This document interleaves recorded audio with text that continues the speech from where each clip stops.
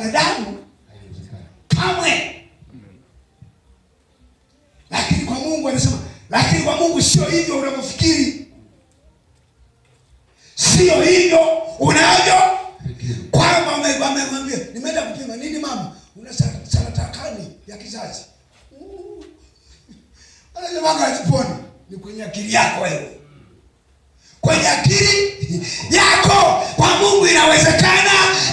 Kunde pale unakuwa mzima. Na leo tunasema hii madhabahu kufunguliwa, atajua Mungu wa mahali hapa ni Mungu tu.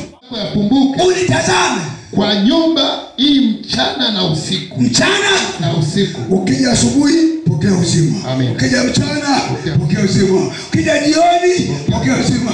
Ukija usiku weka nyaga hapo. Utukufu wa Bwana unazunguka sasa wote. Haleluya. Mahali uliponena